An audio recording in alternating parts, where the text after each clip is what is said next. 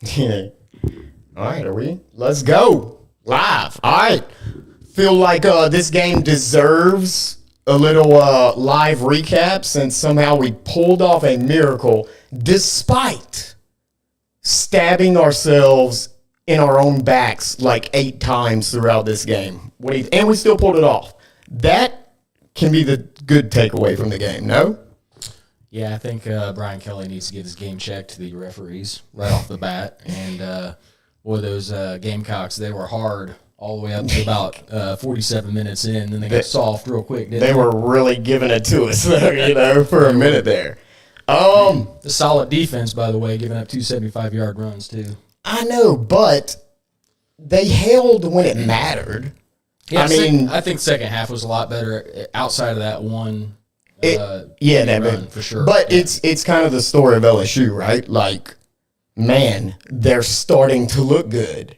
And then all of a sudden, big play up your ass. You know? Yeah. It's kind of our calling card at this point. Yeah, I mean, if you're an LSU fan right now, you don't need to go to nail salon because you bit them all off. Look, they're gone. Oh, yeah. You posted that on Facebook. I'm running around this thing crazy. Blood pressure's bad. But that was a true story about the socks. Jared was like, maybe your lucky socks are what's causing this. And I was like, maybe you're right. And I went and changed them. It was about 5 minutes left. And we kind of turned it around. I mean, I don't want to take victory. I don't want to take credit for this victory, but I feel like the socks kind of played a role. No? Yeah, huge role. I would say the bigger role was maybe South Carolina didn't capitalize as much as they could have. I think they had let some things slip away there. They definitely did. Especially, just too many mistakes by LSU. And, they really ought to be grateful that they got out of there with a dub today. Oh, I agree. And that's what I'm saying. That was South Carolina literally at their best. Oh, yeah. Versus typical LSU this year. Just can't get it together. I think biggest difference in the game, though, QB going down right before half. It did, because you could tell something happened because those first few series they had after he got hurt, they were extremely and we've got another guest. The dog agrees. My biggest gripe, though, and we talked about this nonstop throughout the game, 4 plays on the goal line, you got to convert. And this was a theme throughout this damn game. Yep. Why are we not running the ball to the outside?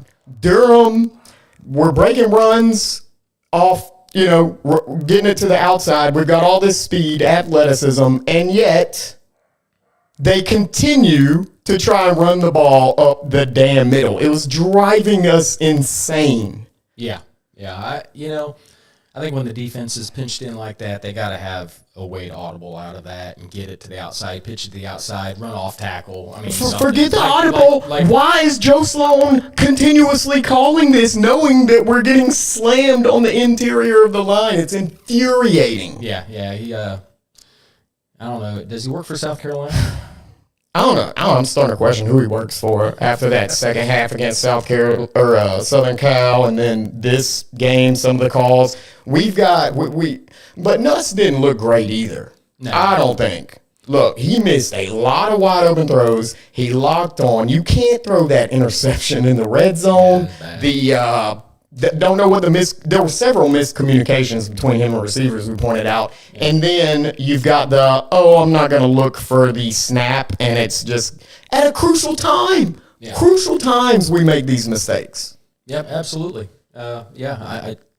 LSU should throw some money towards that field goal kicker, give him a little thanks, give him a little love on his Instagram page. They said that dude he's never kicked field goals prior to last year. Or maybe even this year. But that's got to be a little bit of pressure. You're at your home stadium. You were up 17-0. You done made a short field goal, a gimme, and you made a 42-yarder. He's got to be feeling confident. Yeah. But then, oh snap, LSU scores with 1:10 left. And guess what, newbie kicker? It's fixing to be your time. Yeah. That. I've never seen a student section so let down, like they were going to charge the field, like they were going to win, and then they just bailed out at the last minute. Oh no, I've been there at LSU games. Tears have been shed, even at home. But what else? We had, let's look at positives. Durham, strong runs, bro. Yeah. I would say 90% of his yards after contact, like, that was all him. It wasn't that the line made these gaping holes.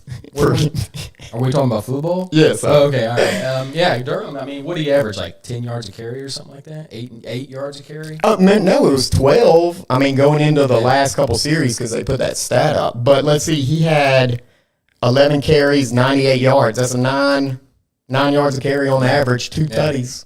Yeah, so, true freshman. So, I like that future.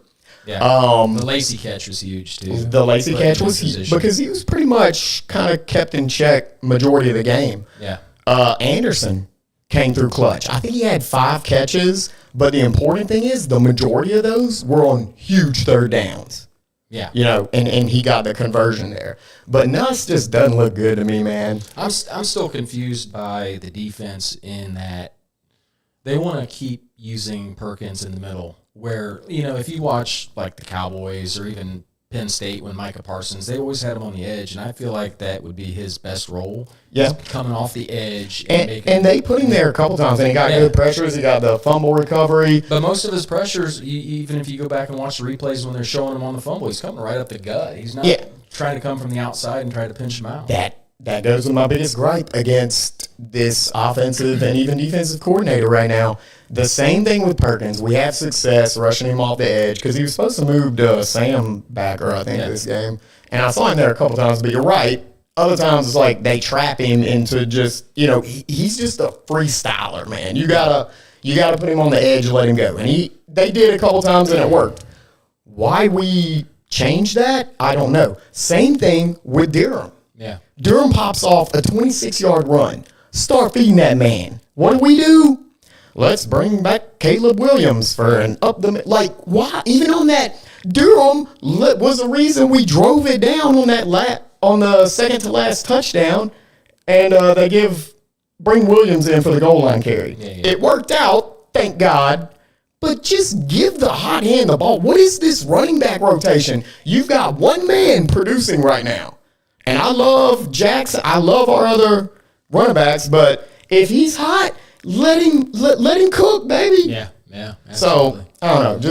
And everybody's gonna blame BK, but y'all got to start shifting some of this blame to these coordinators, man. They're the ones calling. BK's not calling the offense. He's not calling the defense. Yeah, people can't get so hooked on the head coach as being the problem because he's just managing the OC and the DC. Right. So, and he's responsible for them. I get that, but the pressure will be there at the end of the year, depending on how it all works out. If they need to make a change, he'll make a change. That's his job, right? And I see Joe Sloan canned at the end of the year. Unless he makes some drastic improvements. Yeah, the play calling was a little sus on the inside runs at the goal line. Didn't really make a lot of sense. And, they weren't just suspect. They were mind-numbingly dumb. Yeah, I agree. I think defensively they need to work on the backside linebacker responsibilities a little bit because he's pinching in to the inside of the field and biting on the play fakes and not staying home. Yeah, and part of that, true freshman safety, we've shifted a lot. I think with this core group from this game, because like I said earlier, aside from, and it was a bunch, it's too many, but aside from 5 or 6 huge plays that crushed us, they got a lot of 3-and-outs when it counted. Yeah, they started getting a lot of pressure in the second half, way better than the first. So maybe if you let this squad gel together and actually, come up with good schemes and what to do with Perkins, maybe there can be something. Yeah. I don't know if I don't want to rain on the parade too much because of course you're going to rain on the parade. Just a little bit because it is a backup quarterback you're going up against the second half. If you're going up against somebody a little bit better. Well, an injured quarterback at least. Well, yeah, he came out and I think he played 1 series and it was the backup the rest of the way. But, I will give you that. A lot of positives on the defensive side of the ball. They did have a lot of 3-and-outs, which I think that's probably more than they had all of last year. I think. Yes, we talked about that. Yeah. 2 3-and-outs all season long last year. So much better. So, they'll come along. Well, good. Okay, so I do sense some optimism. I think that's fine for the recap. What my main point and main takeaway is, because I'm the optimist, is look, we Who do we got never should have won that game. Who do we got next week? Gimme game against. We got them at home. Who is it? It's okay. I just thought we'd go into that briefly.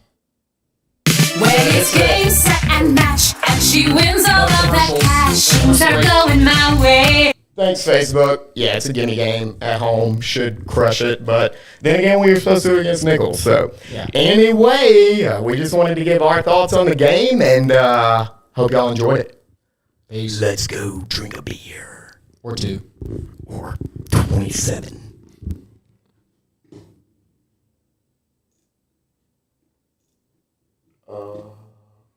We don't know what we're doing here. I don't know how to stop it. Broken. It's broken. Oh, there we go. Need that How about